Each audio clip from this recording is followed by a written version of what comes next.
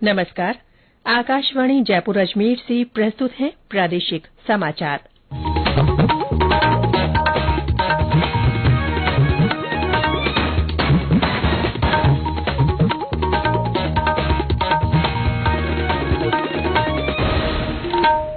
मुख्य समाचार। प्रधानमंत्री नरेंद्र मोदी आज लोकसभा में अविश्वास प्रस्ताव पर बहस का जवाब देंगे। राज्य में आज से इंदिरा गांधी स्मार्टफोन योजना होगी शुरू। पात्र लाभार्थी महिलाओं और बालिकाओं को मिलेंगे स्मार्टफोन। भारतीय रिजर्व बैंक आज द्विमासिक मौद्रिक नीति समीक्षा की घोषणा करेगा। और प्रदेश की 5 पारंपरिक कलाओं को मिला जीआई टैग।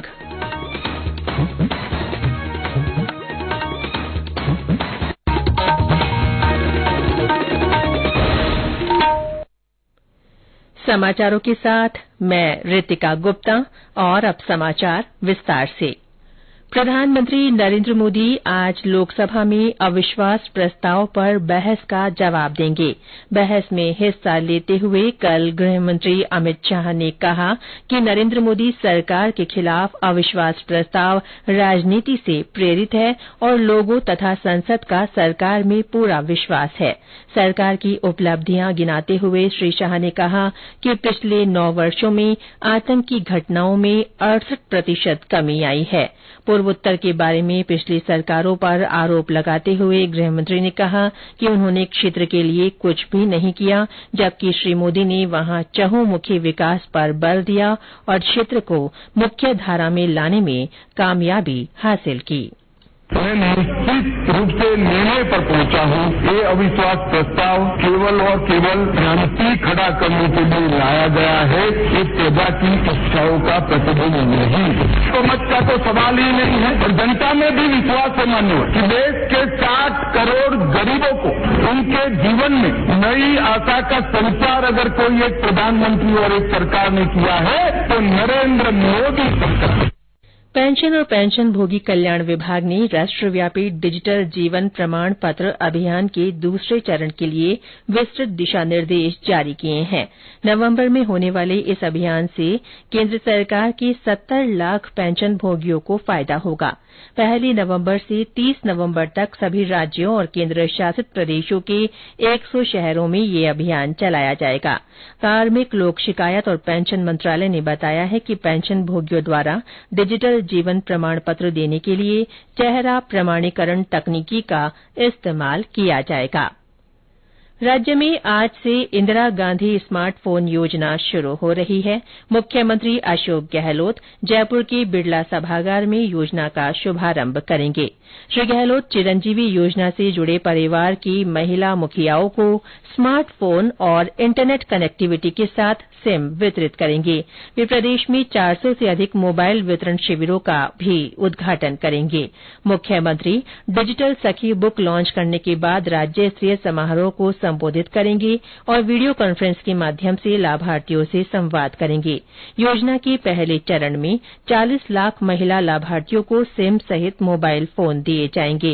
इस चरण में सरकारी विद्यालयों में 9वीं से 12वीं कक्षा में पढ़ने वाली छात्राएं, उच्च शिक्षण संस्थानों में पढ़ाई कर रही छात्राएं, विधवा और एकल नारी पेंशन प्राप्त कर रही महिलाएं, वर्ष 2022-2023 में महात्मा गांधी नरेगा योजना में 100 कार्य दिवस पूरे करने वाली और इंदिरा गांधी शहरी रोजगार गारंटी योजना में 50 कार्य दिवस पूरे करने वाले परिवारों की महिला मुखियां शामिल की गई हैं। लाभार्थी शिविरों में अपनी पसंद के स्मार्टफोन चुन सकेंगे। इसके लिए लाभार्थियों को स्मार्टफोन और सिम के लिए 6,800 रूपये डीबीटी के माध्यम से ई वॉलेट में जमा किए जाएंगे। हनुमानगढ़ जिले में योजना के तहत 74,700 से ज्यादा लाभार्थियों को स्मार्टफोन दिए जाएंगे। ब्यौरा हमारे संवाददाता से। इंदिरा गांधी स्मार्टफोन योजना के तहत आज हनुमानगढ़ जिले के 74,772 लाभार्थियों को स्मार्टफोन वितरित किए जाएंगे। संयुक्त निदेशक योगेंद्र कुमार ने बताया कि ई-केवाईसी के बाद लाभार्थी द्वारा जियो, एयरटेल और वोडाफोन में से किसी भी एक कंपनी की सिम और इंटरनेट डाटा का प्लान का चयन किया जा सकेगा। इंटरनेट डाटा प्लान के चुनाव के बाद लाभार्थी अधिकृत मोबाइल डीलरों से अपनी पसंद का स्मार्टफोन खरीद सकेंगे। खास बात यह है कि लाभार्थी किसी भी डीलर से कोई भी फोन खरीदने के लिए स्वतंत्र है। मैना देवी, आकाशवाणी समाचार, हनुमानगढ़। सीमा सुरक्षा बल राजस्थान फ्रंटियर कल से 17 अगस्त तक सरहद पर ऑपरेशन अलर्ट शुरू करेगा। स्वतंत्रता दिवस के मद्देनजर बीएसएफ किसी भी तरह की घुसपैठ या तस्करी की आशंका को देखते हुए भारत पाक अंतर्राष्ट्रीय सीमा पर नियमित गश्त और चौकसी बढ़ाएगा।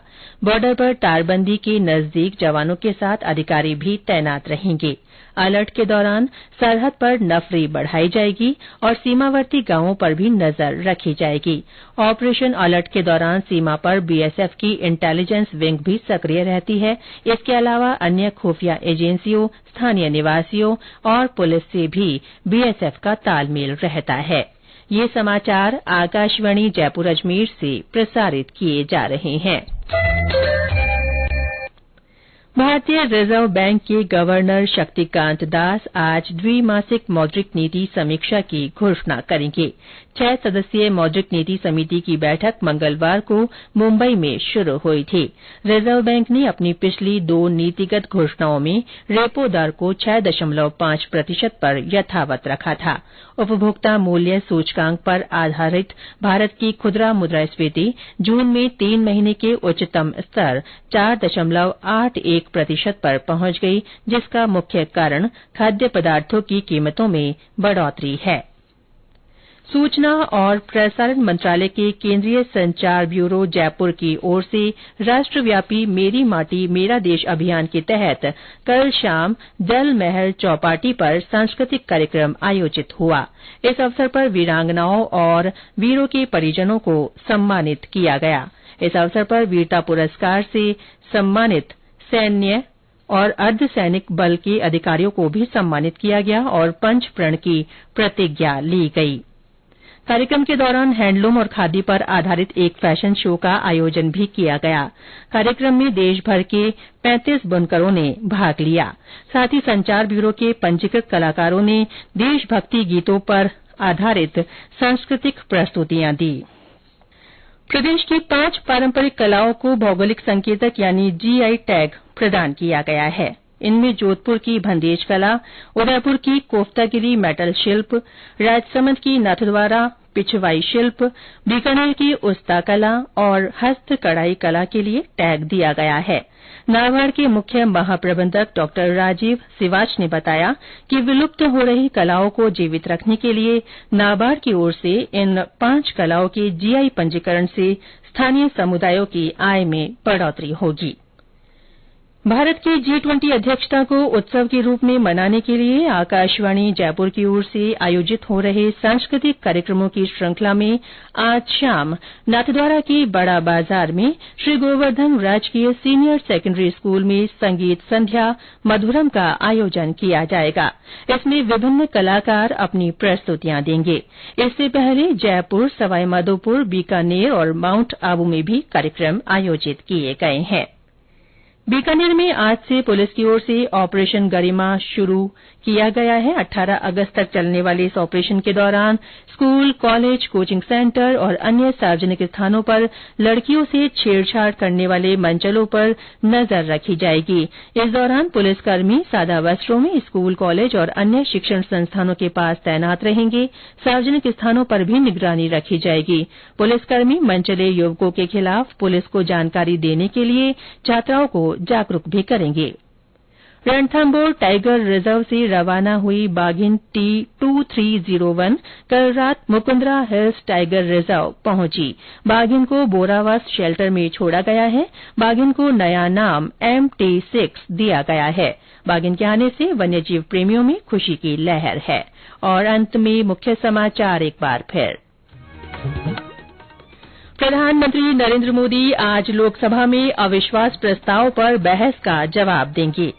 राज्य में आज से इंदिरा गांधी स्मार्टफोन योजना शुरू होगी। पात्र लाभार्थी महिलाओं और बालिकाओं को स्मार्टफोन मिलेंगे। भारतीय रिजर्व बैंक आज द्विमासिक मौद्रिक नीति समीक्षा की घोषणा करेगा और प्रदेश की 5 पारंपरिक कलाओं को जीआई टैग जारी किया गया है। इसके साथ ही प्रादेशिक समाचार बुलेटिन समाप्त हुआ। नमस्कार।